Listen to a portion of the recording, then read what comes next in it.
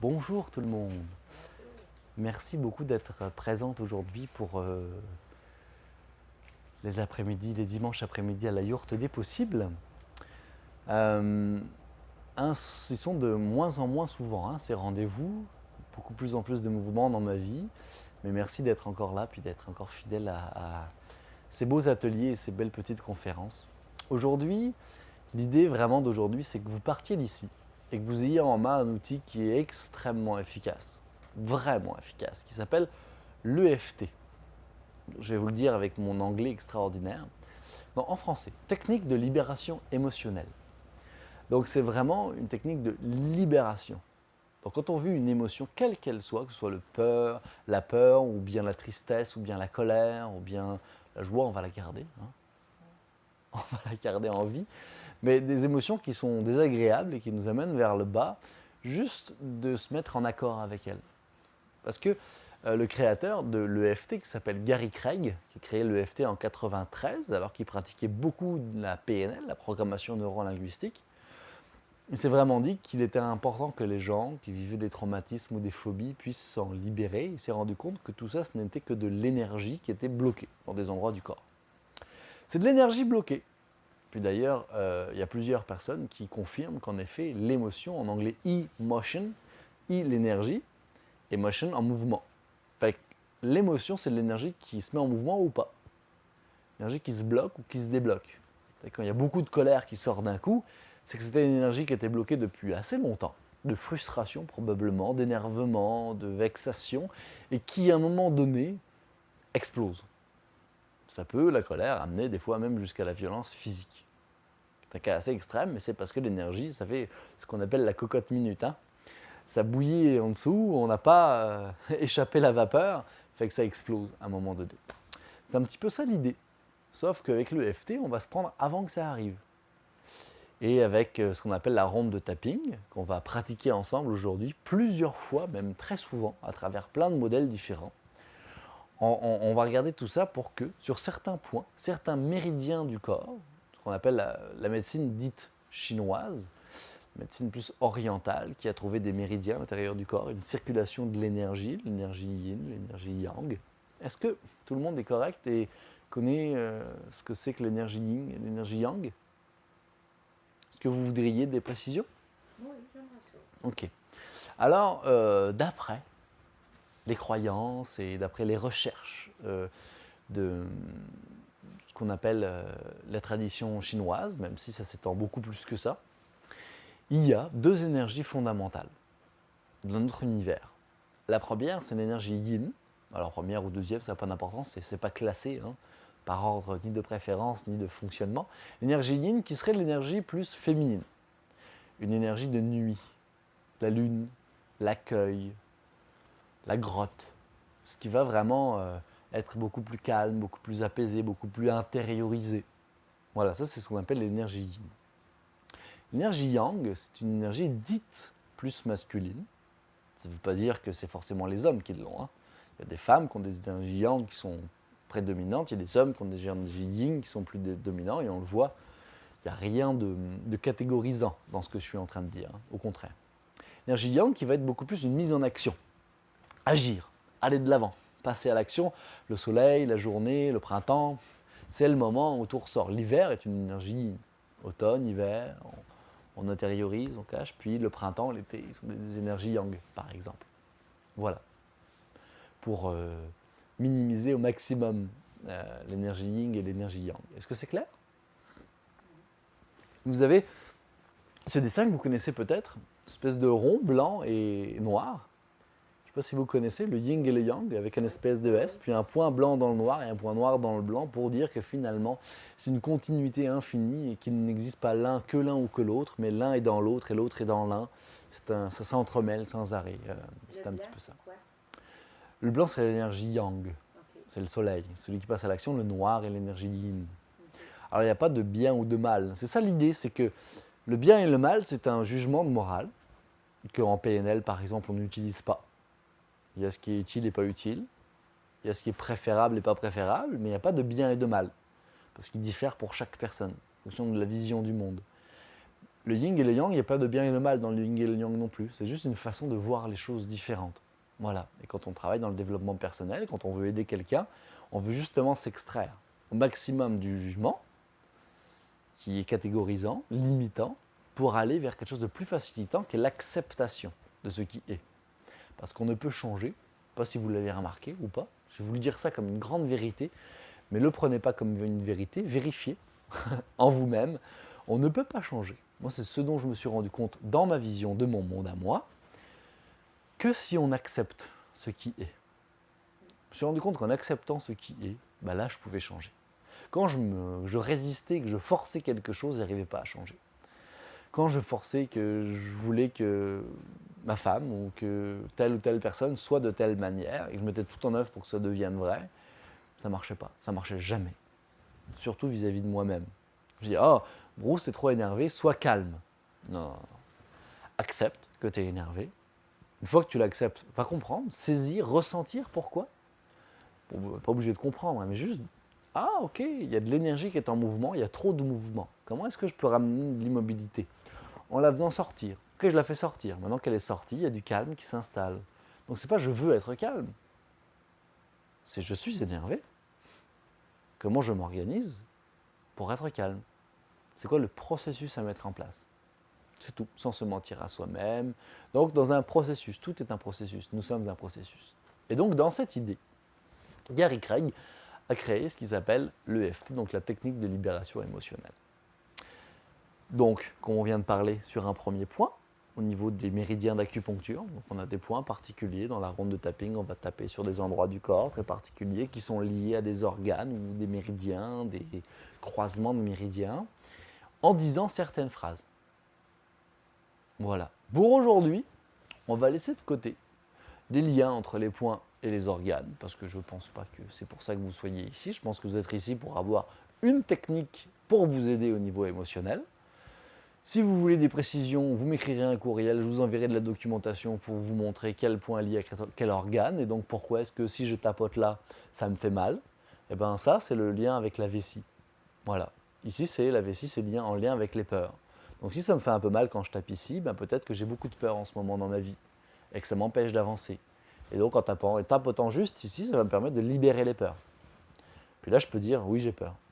Donc en acceptant mes peurs, par exemple, en disant oui, j'ai peur du déménagement qui s'en vient. Ouais, j'ai peur que ça me chamboule beaucoup. Et donc j'accepte ce qui est. Jusqu'au moment donné où je ressens plus de la peur. Ça me fait plus vraiment mal là-haut. En fait, c'est même engourdi. Je vais avoir une vibration qui s'installe quand je tapote. Ma vessie, je me sens bien avec ça. Je vais me coucher. Je fais des beaux rêves la nuit. Je sens que le déménagement est plus accepté. Puis je me réveille le matin. Puis je me sens bien. Puis toutes mes peurs peuvent être traitées avec ce point-là, le point de vessie. Voilà. Une fois que j'ai plus peur, je peux tapoter sur le méridien qui est en haut, ce qu'on appelle le point fontanelle, qui lui est la rencontre de tous les méridiens du corps, qui va équilibrer mon énergie yang, qui va relâcher. Quand on a mal à la tête aussi, ça aide énormément. Et là, je vais pouvoir dire, bon, ben, maintenant, je vais de l'avant alors. Je passe à l'action. C'est vraiment un point qui va nous permettre de passer à l'action liée à l'énergie yang. Voilà. C'est bon, donc la vidéo, vous l'aurez. Vous aurez toutes ces belles informations quand je vais la poster sur YouTube. Fait que je pourrai en profiter à ce moment-là. Mais je ne vais pas décrire chaque point comme ça, parce qu'aujourd'hui, on va vraiment s'amuser à se pratiquer. Ça fait longtemps enfin longtemps, c'est relatif, hein, ça fait 2 mois que je suis praticien certifié en EFT. D'ailleurs, je voulais le préciser pour les gens qui regardent, les abonnés de la chaîne YouTube ou les gens qui viennent sur le site ou vous-même ou n'importe qui écoute cette vidéo.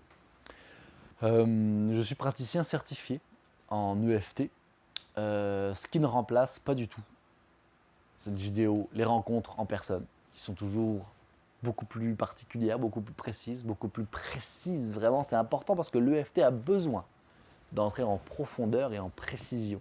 Plus c'est précis, plus c'est efficace. Et ça ne remplace pas les médicaments. Voilà. Quelles que soient mes opinions vis-à-vis de la médication, ça ne remplace pas les médicaments. Même s'il y a des miracles, et puis ensuite vous pourrez parler à votre médecin si vous allez mieux, que vous sentez que vous pouvez diminuer, ça vous regarde, vous et votre médecin, ça ne me regarde pas moi. C'est bon? C'est mis au clair, légalement c'est fait, je check, ça c'est dit, c'est fait. On peut donc passer un peu plus au concret. Alors, comment ça se déroule une session de tapping? Il y en a certaines d'entre vous qui l'ont déjà faite. 75% des gens présents l'ont déjà faite. 66,6666%, pardon. C'est les rondes de tapping, ça va commencer sur le tranchant des mains, ce qu'on appelle l'inversion psychologique, parce que des fois, quand on essaye de changer, d'accepter quelque chose, dans le fond du fin fond du cerveau, dans ce qu'on appelle le cervelet, le cerveau reptilien, on va avoir tendance, dans le mode de survie, à pas forcément entendre le message comme étant quelque chose de clair. Donc si je dis j'ai peur des araignées, ben lui il va dire mon Dieu, elle a peur des araignées, augmenter la peur des araignées. Donc c'est pas ça l'idée. L'idée c'est de lui amener juste l'acceptation du fait, même si mon problème, je m'aime et je m'accepte comme je suis, ou je m'aime et je m'accepte profondément, ou j'accepte et je me m'aime. Vous dites ce que vous voulez qui fonctionne pour vous. Si vous n'arrivez pas au moment où vous le dites à dire je m'aime et je m'accepte, vous pouvez dire mais je fais de mon mieux pour m'aimer comme je suis. Par exemple. Même si j'ai très très peur des araignées, je fais de mon mieux pour m'aimer comme je suis. Puis quand vous sentez que vous vous aimez un peu plus, vous pouvez dire je m'aime et je m'accepte profondément. Donc cette phrase est très importante au début. Et des fois, on peut passer vraiment longtemps juste à faire ça, jusqu'à ce qu'on sente que ça aille mieux. Même si, mon problème, souvenez-vous ce que je vous ai dit, la précision, donc être le plus précis possible vis-à-vis du problème, donc même si j'ai peur de ce déménagement qui s'en vient dans 2 semaines, je m'aime et je m'accepte comme je suis. Même si j'ai peur, et ça je le fais 3 fois, une fois à gauche, une fois à droite, une fois à gauche. Voilà. Même si j'ai très peur des araignées. Alors si la peur est plus que de la peur et de la terreur, ben là je vais aller dans la terreur. Et puis ce qui peut être très très bien juste avant de faire ça, d'en trouver dans cette précision au niveau de la raison, c'est-à-dire que ma raison dit que j'ai très peur des araignées, je suis terrifié. Parfait. Qu'est-ce que dit mon cœur? Mon cœur il dit qu'il n'aime pas les araignées. Ah bon, ok. Qu'est-ce qu'il dit mon corps? Mon corps il dit que quand il y a une araignée, ben, je me sens, j'ai mal ici. Ça me fait mal, j'ai l'impression d'avoir une pression sur le thorax. Donc j'ai mon être émotionnel qui parle, j'aime pas les araignées. J'ai mon être corporel, j'ai mon être mental, et puis mon être énergétique, ben, il suit, parce qu'avec la ronde de tapping, ça va débloquer l'énergie. Donc les 4 corps de la PNL, à mon avis, sont très importants. Voilà. Donc ça va préciser, puis ça va permettre vraiment à votre cerveau, à votre corps, à votre cœur, à votre énergie, de savoir où vous en allez exactement. Plus vous allez être précis, plus vous allez vraiment vous dire le matin en vous levant, vous avez fait, je ne sais pas, un cauchemar. Vous avez une situation que vous avez dans la vie, ou le soir en vous couchant, vous avez eu une situation vraiment difficile au travail ou à la maison avec un membre de votre famille ou avec un collègue de travail, puis vous êtes frustré du comportement de cette personne envers vous. Ah, je suis vraiment frustré. Ça fait quoi d'être frustré? Ça me fait mal dans le dos. Tu sais, j'ai l'impression qu'on s'agrippe à mes épaules. Ah, j'ai l'impression qu'on s'agrippe à mes épaules. Ok, ah oui, en effet, ça me fait mal dans les omoplates, je me sens un peu courbé, j'ai l'impression d'avoir pris un poids, de me sentir lourd, ah oui, ça m'amène lourd. De quelle couleur serait cette lourdeur? Ah, je la sens marron foncé, ah, je la sens marron foncé, très bien. J'aime pas ce genre de comportement, j'ai pas l'impression d'être respecté, ok. Bon, là j'ai vraiment fait le tour à peu près, c'était quel comportement précis, c'est quelle personne précisément, et quand même à regarder, qu'est-ce qu'elle a vraiment dit à ce moment-là, qu'est-ce que ça fait résonner en moi. Ok, parfait, j'ai ça. Même si cette personne m'a vraiment frustré avec cet élément aujourd'hui, je m'aime et je m'accepte profondément. Même si cette personne m'a vraiment frustré avec cet élément, je m'aime 3 fois. Même si cette personne m'a vraiment frustré avec cet élément dans ma journée, je m'aime et je m'accepte profondément. Ou à tel moment de ma journée. Donc là, j'ai la personne, j'ai le temps, j'ai même l'espace, puis j'ai tous les éléments du corps. Et ensuite, on va commencer la ronde de tapping. Avant, donc là, ce qu'on appelle le calibrage, j'ai calibré tous mes corps, c'est formidable. Je peux aussi, si vous avez envie, vérifier sur une échelle de 1 à 10 à quel point cette personne m'a frustré, vexé, humilié ou quoi que ce soit. Si la personne m'a vraiment blessé de 9 sur 10, ben, je me sens blessé à 9 sur 10, je suis très blessé, vraiment, il n'y a pas de jugement là-dedans, je n'ai pas à dire, oh, je suis blessé mais je ne suis pas blessé. Non, non, non, acceptation. Revient au début, accepter ce qui est. Être le plus honnête possible avec ce que vous ressentez. Il ne s'agit pas d'être victime ou responsable ou de prendre le dessus. Non, non, non. Il s'agit d'être vrai. Hein? Là, la technique que je vous propose, c'est pour le faire toute seule ou à aider des gens que vous aimez avec ça. Fait on est vraiment dans la vérité. Tu sais, des fois, on est humilié, mais non, ça va aller. Non, non, non. L'orgueil a rien à faire dans le EFT. L'orgueil, il va à la porte. Si vous ne voulez pas que quelqu'un vous voit mal, ou mettez-vous toute seule dans un coin, dans votre chambre, ou dans une salle de bain, si vous êtes au travail, ou n'importe où.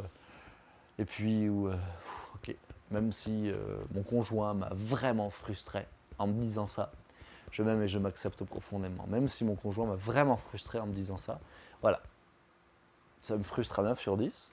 Et puis ensuite, une fois que j'aurai terminé la ronde de tapping, je vais aller vérifier où est mon chiffre. Où est-ce que je me sens dans le dos? Dans ces griffes que j'ai l'impression d'avoir eues, ou ce poids lourd, ou cette frustration. Puis je vais aller vérifier ça, puis je vais le faire jusqu'à ce que ça arrive à 1 sur 10, ou à 2, 3 sur 10. Je vais le faire et je vais le refaire. La ronde de tapping, à quoi ça ressemble? Pour ça, je vous dis, c'est important que vous puissiez aller voir cette vidéo ensuite. Il y a quand même pas mal d'informations. Mais vous allez la recevoir bientôt. C'est le fun. Et puis, excusez-moi, j'ai oublié de vous dire, pendant que j'y repense, qu'on peut faire ça aussi pour des douleurs physiques précises. Par exemple, vous avez un point dans le dos ici. Et vous dites, bon, moi j'ai ce point dans le dos, il est arrivé quand? Il y a à peu près 1 semaine et demie. À quel moment il est arrivé ce point dans le dos? Ah, il y a eu telle chose dans ma vie. Je ne sais pas s'il y a eu un impact ou pas, mais j'ai mal au dos, il y a eu telle chose dans ma vie. La douleur est à 6, 7 sur 10.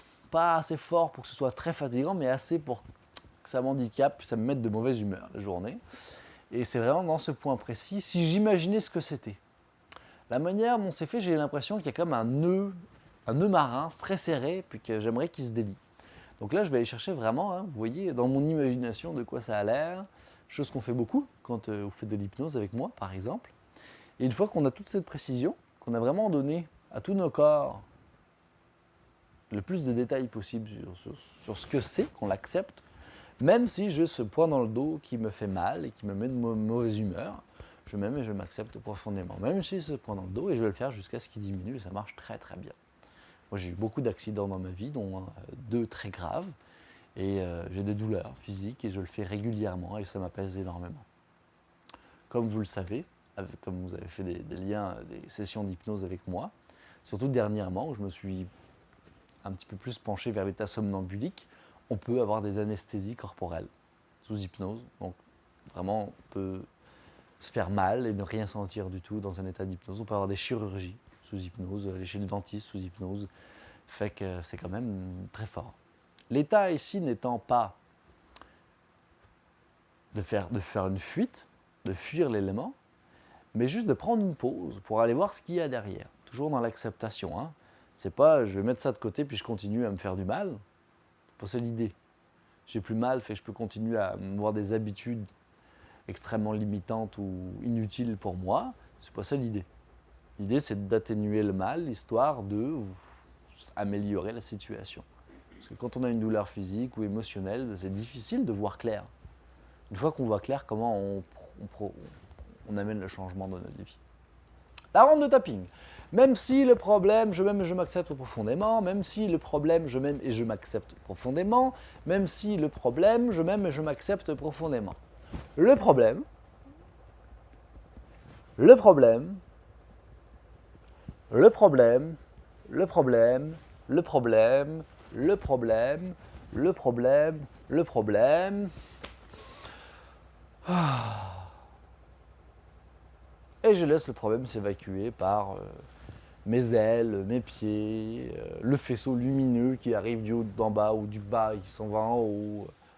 Comme vous le voulez, comme vous le souhaitez, c'est vous qui êtes la créatrice, le créateur de votre vie. Donc vous imaginez ce que vous voulez, ce qui résonne le plus pour vous. Pourrais-tu donner un exemple? Oui, absolument. Merci Lina, c'est très bonne idée. Alors, je vais vous donner un exemple. Alors, qu'est-ce qui pourrait être intéressant? Quelque chose de très précis en ce moment. Savoir les phrases à dire, c'est pour ça. Alors, les phrases à dire, ça va vraiment être beaucoup aussi votre intuition. Hein. Une fois que vous avez ce qu'on appelle le problème, alors un problème, c'est pas quelque chose de grave. Pour moi, un problème, c'est très mathématique. Vous savez, quand on a un problème, on a une équation. C'est quoi ce bruit? Ah, c'est le ventilateur là-haut. Excusez-moi, c'est bizarre. Je pense qu'il a juste pris un coup de vieux. Le problème, c'est pas un problème, c'est plus quelque chose un jeu à résoudre, une équation, un équilibre à retrouver. Vous savez, dans une équation, il y a des chiffres d'un bord, on ne sait pas lequel il y a de l'autre, puis on veut rééquilibrer tout ça. C'est un petit peu comme ça que je le vois. Alors, quel problème on pourrait prendre Je vais y aller quelque chose quand même de personnel, parce qu'on va, tout cet après-midi, une fois que la caméra sera éteinte, on va y aller justement en travaillant des choses personnelles, parce que je me suis rendu compte que quand on travaille en groupe, on se retrouve beaucoup dans ce qu'on vit émotionnellement. On se rend compte que, ah oui, tu vis ça, ah ben moi je vis ça de cette manière-là, mais je le vis aussi. Puis toi, c'est que le faisant tous ensemble, ça amène une espèce de guérison collective où c'est comme si l'énergie était plus fluide entre tout le monde. Alors je vais le faire avec vous, je vais commencer avec... Je le fais tellement que je sais pas, j'ai plus vraiment de problème. J'imagine que tu vas aller selon qu'est-ce qui t'a touché le plus, mettons, émotionnel. Comme un peu, comme mettons, ça, là, le tapping des mains. Après ça, tu vas dans je m'aime profondément et complètement. Mais c'est ça, là. C'est comme, mettons, j'imagine que tu vas avec qu'est-ce qui t'a touché émotionnel. Après ça, tu t'en vas dans le positif, là. Oui, il y a une méthode aussi qui s'en va vers le positif. C'est pas celle qu'on va voir aujourd'hui. Okay. Parce que là, aujourd'hui, on va vraiment élaborer cette technique qui est déjà très très efficace. Puis après, ce que je vous proposerai pour terminer, moi, c'est de dire je décide. Puis de dire je décide, prendre une page, un stylo, puis écrire ce que vous décidez. Concrètement, une fois que c'est parti, je décide de faire ça, ça, ça. Parce que nous sommes responsables de nos vies, de notre vision du monde. Donc, quand on termine la séance du FFT, on peut dire je décide. Il y a des protocoles comme Carole Loup ou Patricia Bro qui nous amènent vers du positif. C'est très très intéressant, mais c'est autre chose. C'est encore un élément qui est autre chose et qui demande une autre forme de recherche et fait qu'on n'a pas assez de temps aujourd'hui pour le faire. Donc aujourd'hui, on va vraiment s'attarder, aller en profondeur sur cet élément-là, sur cette ronde de tapping-là, puis aller dans la recherche de la précision au début, aller dans l'approfondissement des 4 corps pour aller voir le problème sous tous ses angles, et puis faire les rondes de tapping, puis ressentir à quel point il y a du changement, comment ça change, comment ça bouge, puis comment on peut décider autre chose à la fin. Donc là, on va vraiment s'attarder là-dessus aujourd'hui. Alors, l'exemple. Quelque chose de présent aujourd'hui dans ma vie.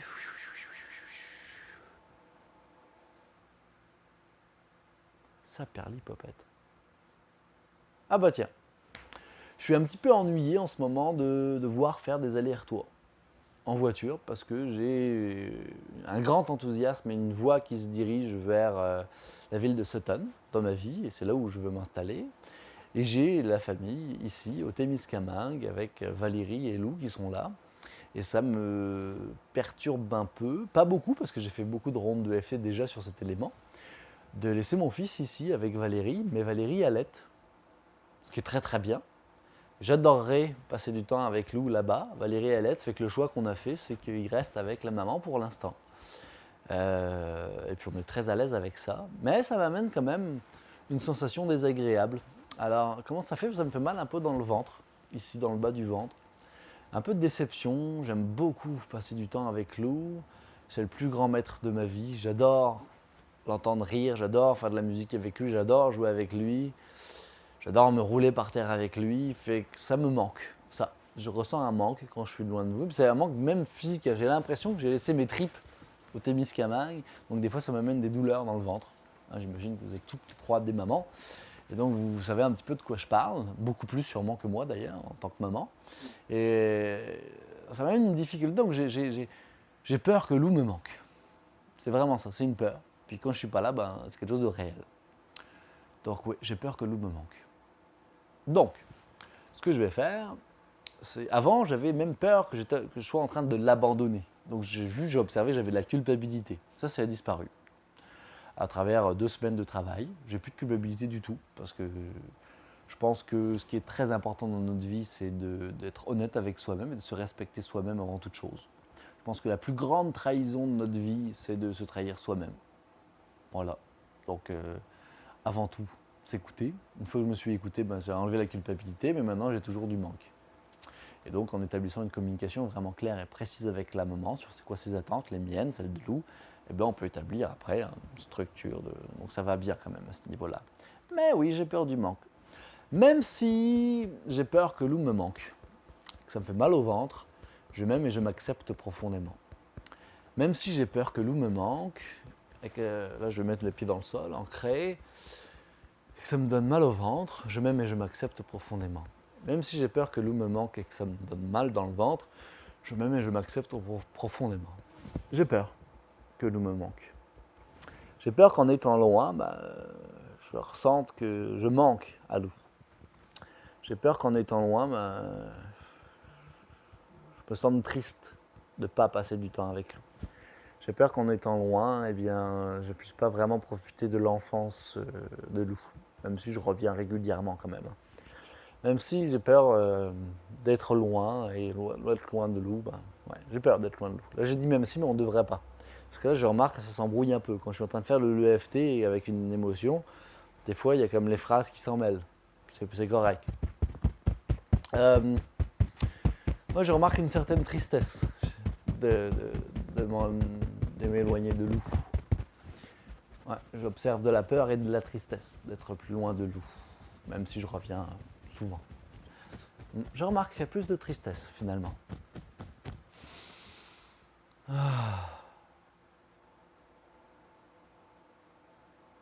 Ça vibre partout en ce moment, parce que j'ai tapoté sur plein de centres énergétiques. Et là, ce que j'observe, c'est que c'est plus vraiment de la peur. Il y en a peut-être encore sur 2 sur 10, pas beaucoup plus. Il y a de la tristesse à 6 sur 10. Donc là, vous voyez, ça change. Donc je m'écoute. Hein. L'écoute est très importante. Donc là, ça a évolué. C'est plus de la peur, c'est de la tristesse. Je me sens triste de faire ce choix dans ma vie. Je me sens triste de... Qu'est-ce qui pourrait être précis? Je me sens triste de passer du temps loin de Lou. C'est vraiment ça. Parce que je me sens très heureux et enthousiaste de choisir ça dans ma vie, de choisir ce développement de mon soi.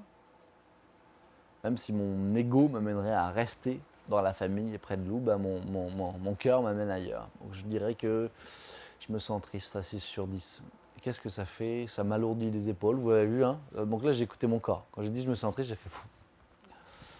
Donc une certaine tristesse, une certaine déception. Donc là je vais continuer. Même si je me sens triste et un peu déçu de passer du temps loin de Lou, de manquer de temps avec Lou, l'impression de manque, je m'aime et je m'accepte profondément. Même si je me sens triste et un peu déçu de manquer de temps avec Lou, je m'aime et je m'accepte profondément. Même si je me sens triste et un peu déçu de passer du temps loin de Lou, je m'aime et je m'accepte profondément. Ouais, je me sens un peu triste de passer du temps loin de Lou. Je me sens un petit peu déçu de manquer des découvertes, des moments magiques, parce que c'est plein de premières fois pour Lou en ce moment, il a juste 22 mois. Ah, je me sens un petit peu triste de passer du temps loin de Lou. Là, je remarque à l'intérieur de moi qu'il y a une tristesse qui, c'est comme un nuage gris qui s'en va, mais qu'à l'intérieur, il y a un enthousiasme qui remonte. Parce que je sens l'enthousiasme de choisir telle chose dans ma vie, hop, je sens que j'ai l'enthousiasme qui remonte, c'est comme si le soleil réapparaissait derrière le nuage. Je me sens un peu triste de passer du temps loin de Lou. Ouais, je me sens un peu déçu de passer du temps loin de Lou. Je me sens un petit peu triste de passer du temps loin de Lou. Ouais, je me sens un petit peu triste de passer du temps loin de Lou. Donc je ne ressens plus du tout de déception. Je me sens un peu triste de passer du temps loin de Lou. Ah. Ouais, là, je suis à 2 sur 10. Là, je pourrais dire, je décide que je mets tout en œuvre pour vivre là où mon cœur m'amène et vivre la paternité du mieux que je peux. Voilà. Fait que je vais m'organiser en arrivant là-bas, de trouver un bel appartement où il y aura un espace où Lou pourra sentir vraiment bien quand je vais l'amener ici, quand il sera là avec sa maman. Et que quand je puisse revenir quand même assez souvent, puis assez longtemps, pour pouvoir profiter vraiment de Lou, donc de prendre du temps quand je suis là avec Lou. Donc aller à la piscine, aller jouer dehors. Là, je me suis amusé à déneiger la terrasse ce matin parce que Lou a plusieurs modules de jeu, puis il adore les utiliser. Alors je voulais les installer sur la terrasse aussi. Fait que je remarque que j'ai beaucoup d'enthousiasme. Vous voyez aussi, hein, mon visage change, la position du corps change, je me sens beaucoup plus confortable dans cette situation. Donc vous voyez, en 5-10 minutes, ça a beaucoup changé ma perception des choses. Donc voilà, maintenant, Ça marche. c'est extraordinaire. L'EFT, là, c'est vraiment... L'EFT a été mis en place, et quand ça a été mis en place, on a utilisé cette technique sur les soldats. J'ai entendu parler, en tout cas, précisément du conflit en Bosnie et en Croatie, dans l'est de l'Europe. Je ne sais pas si vous avez entendu parler de ça en Amérique du Nord.